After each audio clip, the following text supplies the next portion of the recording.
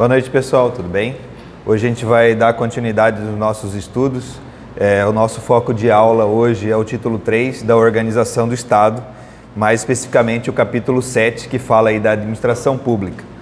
É um tema de direito constitucional, mas que usualmente aparece nos livros de direito administrativo. Então essa é a primeira informação importante.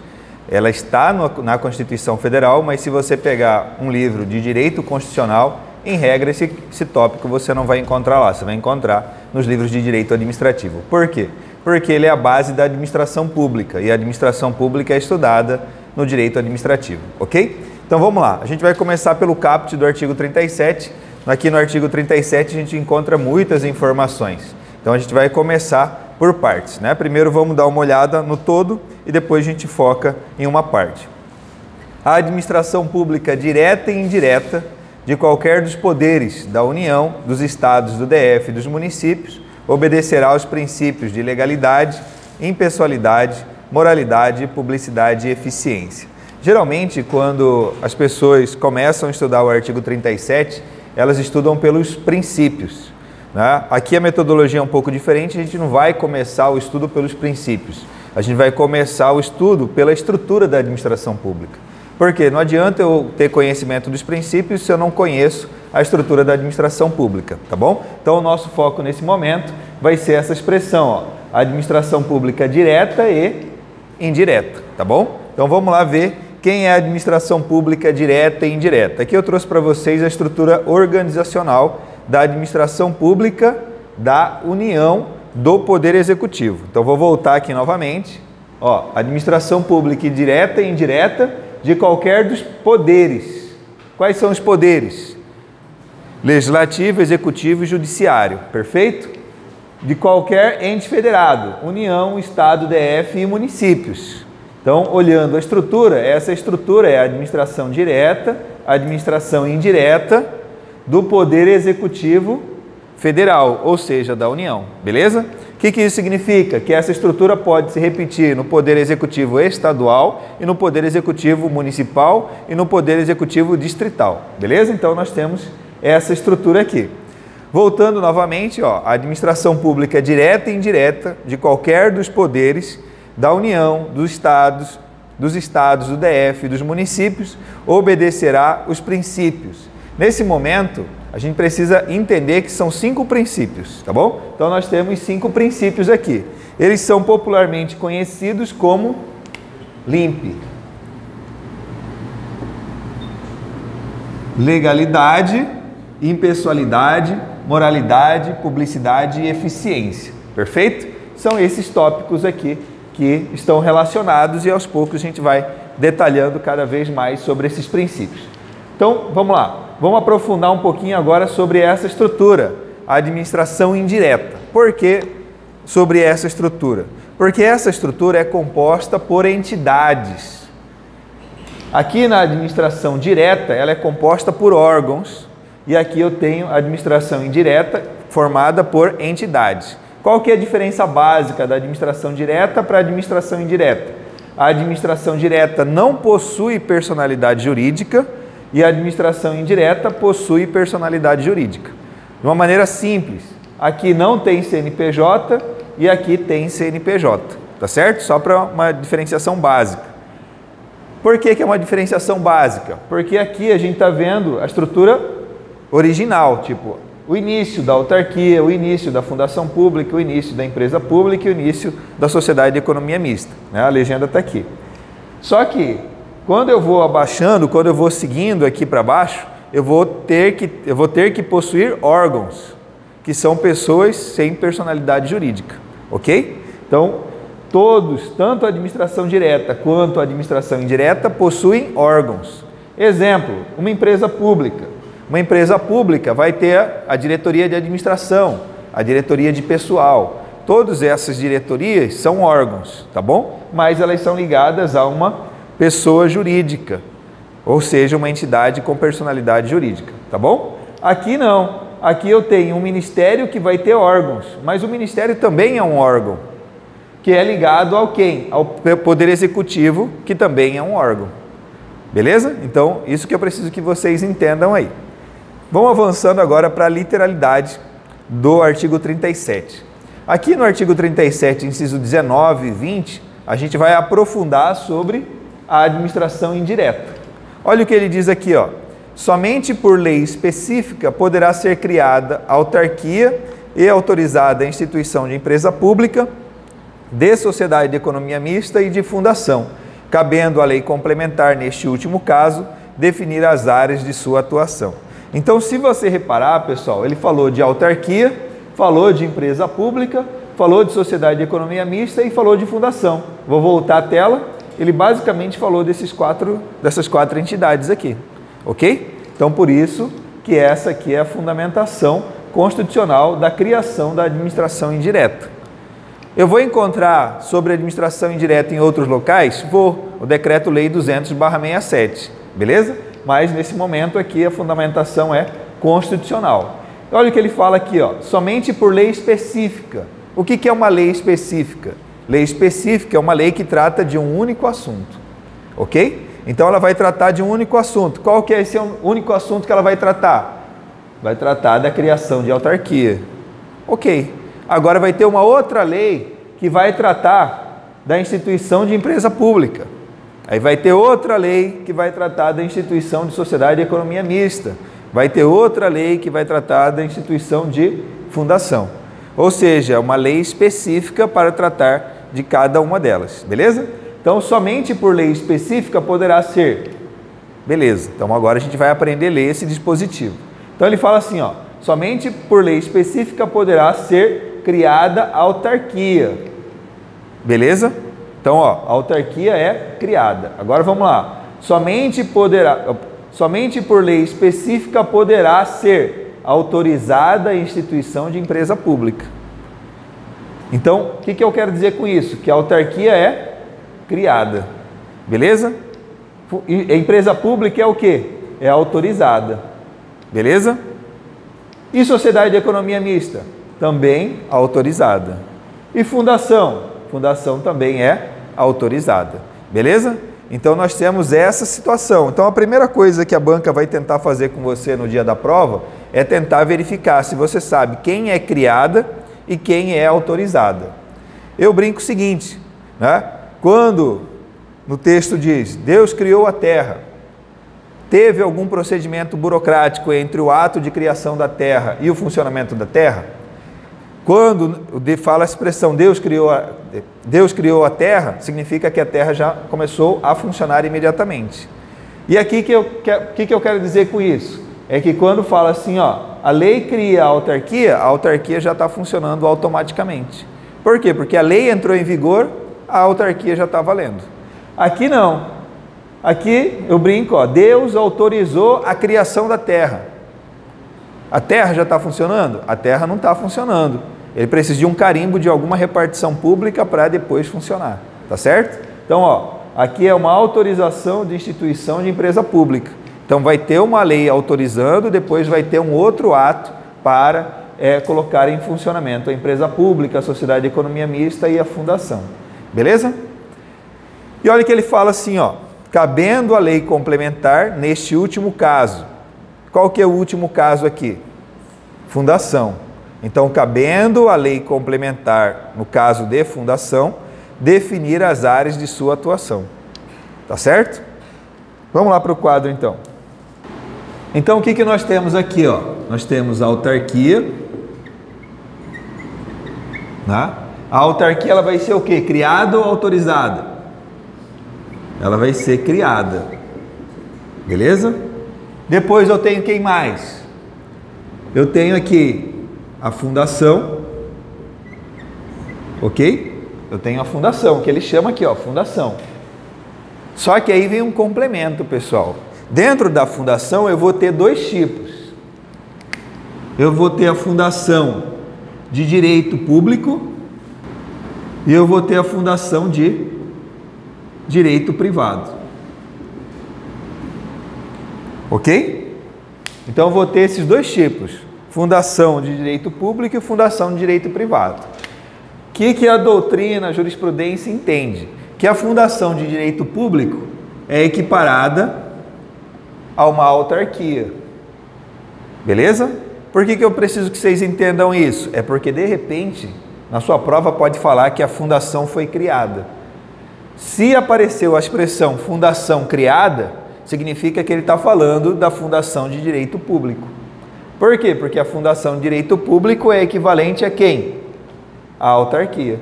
Tá certo? Então ficou bem claro? E eu tenho a fundação de direito privado.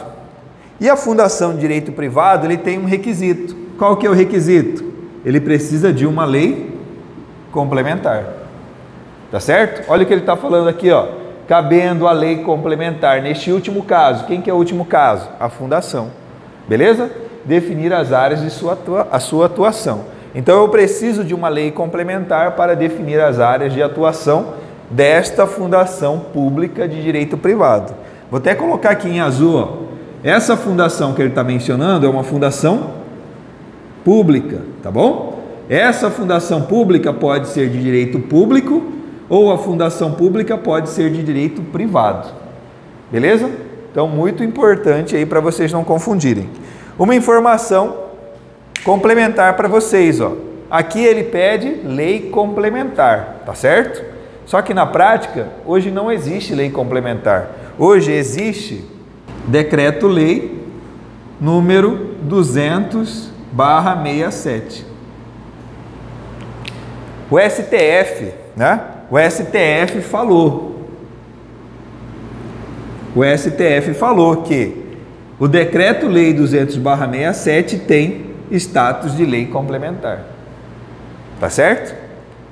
Por que isso, pessoal? Porque lá no artigo 5º desse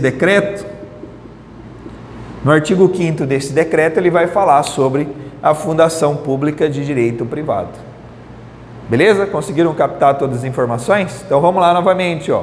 Ele está falando que no caso de fundação é necessário uma lei complementar. Beleza?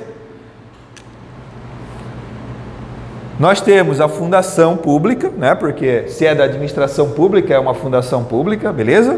Essa fundação pública, ela pode ser direito público ou pode ser direito privado.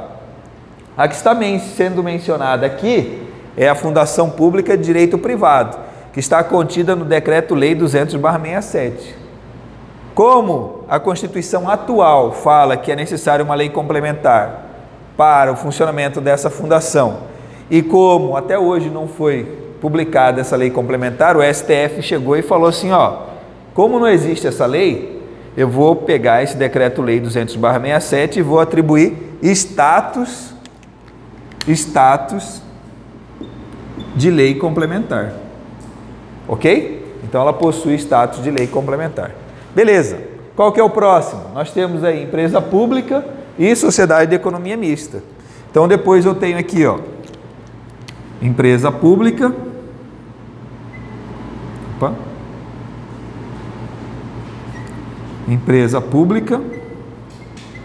E depois eu tenho a sociedade de economia mista. Certo? Eu tenho essas duas entidades. Qual que é a característica dessas três aqui? Qual que é a característica dessas três? Elas são aqui autorizadas. Beleza? Então, viram aí? A autarquia é criada e essas três aqui são autorizadas. Essa lei que cria a autarquia, ela pode conter outros assuntos ou ela só vai conter um assunto? Só vai conter um assunto. Por quê? Porque ela é uma lei específica. Tá certo? A exceção dessa lei específica vai ser encontrada aqui no inciso 20. O que é mencionado no inciso 20? Ó? Depende de autorização legislativa. Em cada caso, a criação de subsidiárias das entidades mencionadas no inciso anterior. Quais são as entidades mencionadas no inciso anterior? Teoricamente, essas quatro aqui. Beleza? Assim como a participação de qualquer delas em empresa privada. Então, toda vez que tiver uma subsidiária, vai ser necessário a autorização legislativa. E aí eu pergunto, a autorização legislativa é a mesma coisa que lei? Lei, quem faz lei? Quem faz lei é o Poder Legislativo. Quem dá uma autorização legislativa? O Poder Legislativo. Qual que é a diferença? A diferença é que aqui eu tenho um conteúdo específico, lei. Aqui eu tenho um conceito genérico. Pode ser lei, pode ser resolução, pode ser decreto legislativo, perfeito? Pode ser qualquer coisa que seja emanado pelo Poder Legislativo. Aqui não, tem que ser lei, feita pelo Poder Legislativo e sancionada pelo Presidente da República, ou vetada e depois, derrubado o veto pelo Congresso, beleza? Então, entenderam a diferença? Então, a criação, a lei de criação da autarquia ou a lei de autorização dessas entidades só vai conter um assunto, que é ou a criação da autarquia ou a autorização dessas instituições, exceto a criação ou a autorização de subsidiárias. Então vamos lá, exceto a autorização de subsidiárias, tá bom? Que é o que ele mencionou aqui, ó. Depende de autorização legislativa, em cada caso, a criação de subsidiárias das entidades mencionadas no inciso anterior. Professor, e o que é subsidiária? Eu já entendi que precisa de lei específica, mas o que é subsidiária? É como se fosse uma filial. Já viu que uma empresa grande tem várias ramificações? É como se fosse uma filial. Qual que é a diferença aí de filial para subsidiária? É que tecnicamente, a subsidiária eu sou dono integral da afiliada, daquela empresa menor. Vou colocar aqui no quadro para vocês visualizarem. Então aqui eu vou pegar exemplo a Petrobras. Colocar aqui, ó, Petrobras.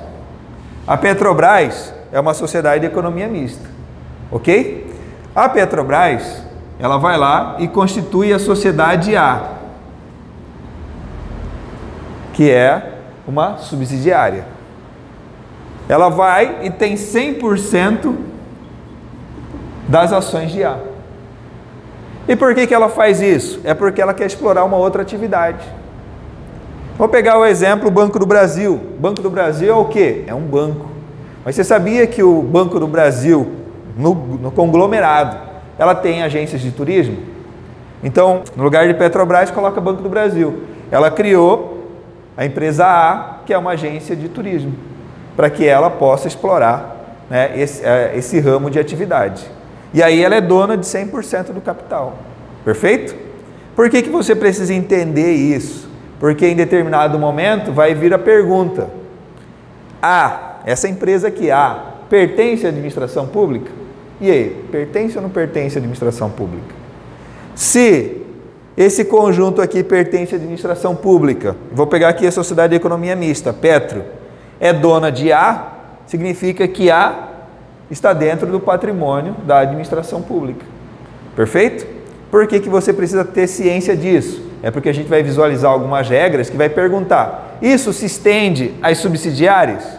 Aí você vai visualizar que sim, que não, dependendo do caso, tá bom? Beleza? Então por isso que é importante entender de imediato sobre a estrutura da administração pública, no caso que a gente está estudando, administração pública federal.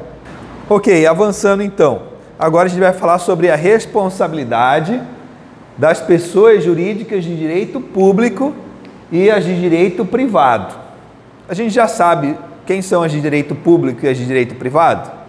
A autarquia é o quê? Direito público.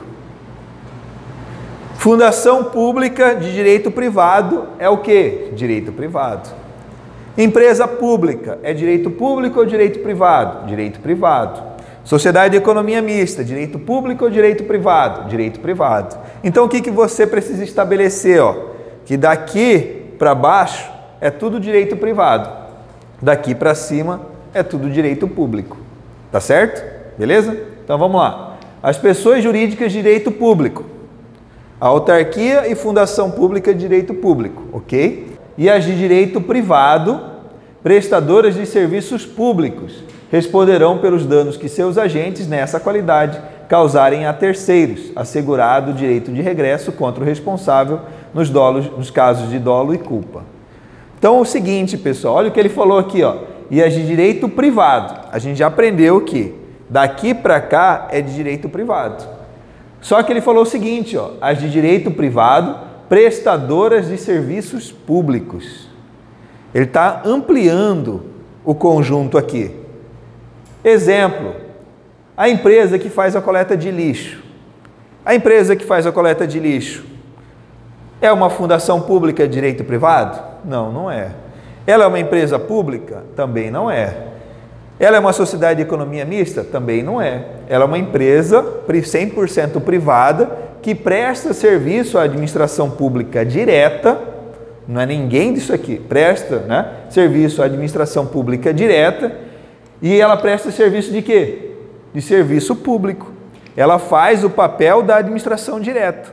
Só que a administração direta acha mais interessante contratar uma empresa totalmente privada para realizar o serviço. Então, ó, ele está falando, as de direito privado, prestadora de serviços públicos. Ou seja, vai encaixar daqui para baixo mais pessoas jurídicas 100% privado que têm contato com a administração direta. Ok? Beleza. Agora vamos, antes de a gente continuar aqui, vamos aprender mais uma definição.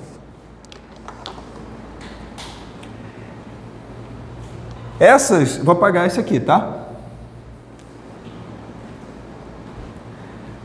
Vou apagar aqui para dar espaço para explicação. Essas duas empresas aqui, ó, elas são conhecidas como empresas estatais. Ok? Então, ó, quando fala empresa estatal, ou é uma empresa pública ou uma sociedade de economia mista. Cuidado, principalmente para quem está começando, cuidado para não confundir empresa estatal com empresa pública. Por quê? Porque o início é igual, ó, empresa, tá bom? Então, o gênero é empresa estatal, onde eu tenho empresa pública e sociedade de economia mista, certo? Beleza. Essas empresas estatais, elas podem ser classificadas de diversas formas. Nesse primeiro momento, eu vou fazer uma classificação aqui, ó. Eu vou ter a empresa estatal prestadora de serviço público, que é esse aqui, ó. Prestadora de serviço público. Por isso, PSP. Ok? Então, eu tenho uma empresa estatal, prestadora de serviço público, e eu tenho um outro tipo, empresa estatal, exploradora de atividade econômica. Ok? Então, eu tenho dois tipos aqui de empresas estatais. No caso, o que está sendo mencionado no parágrafo 6º, está se referindo a todas elas ou a só um tipo delas? Só a prestadora de serviço público. Ok? Por que isso, pessoal? Porque quem presta serviço público? A administração direta. Ok? Então, é a administração direta. Essa empresa estatal que está prestando o serviço público, ela está fazendo o papel de administração direta, apesar de ser administração indireta. Agora, qual é a finalidade de uma empresa estatal? O comum é que ela explore atividade econômica. Quando ela está executando o papel de administração indireta, ela está executando uma exploração de atividade econômica. Quando essa entidade da administração indireta está realizando o serviço da administração direta, ela está prestando serviço público. Beleza? Conseguiram visualizar? Ah, então, professor, por que tem essa empresa estatal da administração indireta realizando uma prestação de serviço público? Tecnicamente, é para dar mais eficiência à prestação do serviço público. Por quê? Porque senão a administração direta ia ficar muito inchada, ele vai lá, né, e faz essa descentralização para a administração indireta. Mas entenderam que existem dois tipos, né? Ok, então vamos lá voltar. As pessoas jurídicas de direito público, quem são?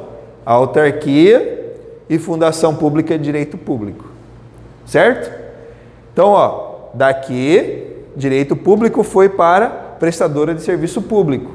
Por quê? Porque ela é equivalente a uma administração direta.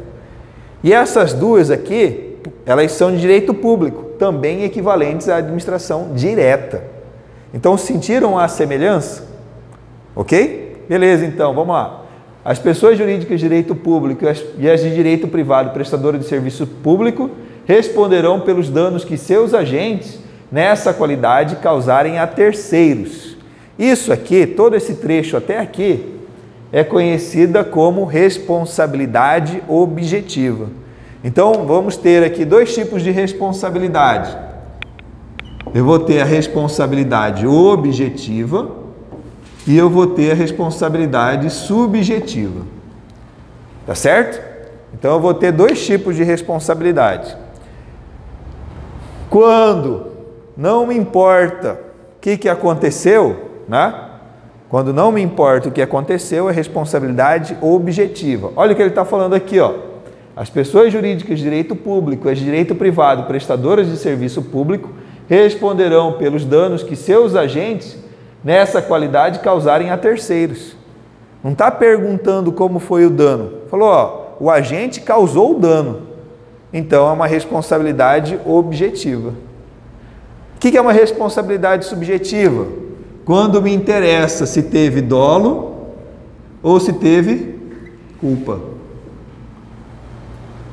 Aí depois ele continua, assegurado o direito de regresso contra o responsável nos casos de dolo ou culpa. Então, exemplo, determinado motorista da administração pública vai lá e atropela determinada pessoa. É culpa do motorista? Não dá para afirmar num primeiro momento.